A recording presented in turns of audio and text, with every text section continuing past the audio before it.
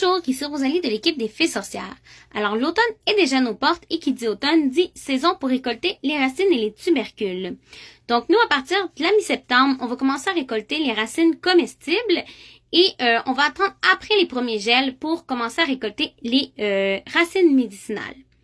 Donc, nous, à la ferme, on cultive principalement 8 plantes pour leur système racinaire et j'avais envie un peu de vous les présenter aujourd'hui. Donc, ici, on a la belle guimauve qui va faire une magnifique floraison durant l'été et qui a une racine mucilagineuse. Donc, ça va être une racine qui va être très adoucissante et qui va être très bonne pour tout ce qui est le système gastrique, l'estomac et tout ça. Donc, elle va être aussi très sucrée au goût. On va l'utiliser beaucoup en infusion parce qu'elle a quand même un très bon goût, une belle saveur. Ici, on a la chicorée, donc la belle chicorée, toute la plante se mange, mais nous, on va particulièrement utiliser la racine, qui une fois séchée et broyée, va faire un substitut du café. Donc, généralement, on va la mélanger avec des grains comme de l'orge et de la betterave à sucre pour faire une boisson qu'on appelle le café de céréales ou café de chicorée en Europe. C'est vraiment une boisson qui est délicieuse, qui est un incontournable en hiver pour nous. Donc, ici, on a la belle échinacée qu'on cultive pour ses racines aussi.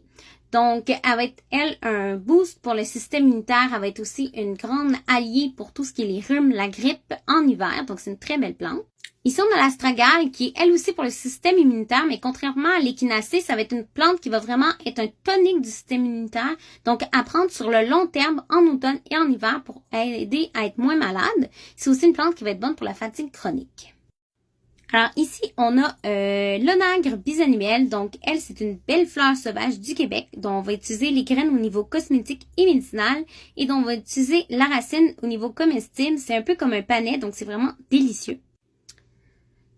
Ici, c'est les topinambours. Donc, nous, on va utiliser bien sûr les tubercules des topinambours. Donc, ça va être un peu comme une pomme de terre. On peut l'utiliser crue, cuite, en frites ou en purée, dans le fond, toutes sortes de manières. C'est vraiment délicieux. Ici, on a nos patates douces. Donc, au Québec, c'est une plante qui va pousser un peu plus petite. Donc, on va avoir des plus petits tubercules parce qu'elle aime les climats plus chauds. Mais elle va être très sucrée, très savoureuse, vraiment délicieuse ici. Cette année, on a essayé 4 variétés. L'année dernière, on en avait seulement une. Donc, on a très hâte de voir ce qu'on va donner les 3 nouvelles variétés dans le jardin. Donc, ici, on a le souchet comestible qu'on appelle aussi noix de terre ou noix tigrée. Donc, c'est une belle graminée qui, dans son système racinaire, va faire plein de petits tubercules qu'on va utiliser comme des noix. Donc, ça va être très riche en protéines, très riche en minéraux aussi.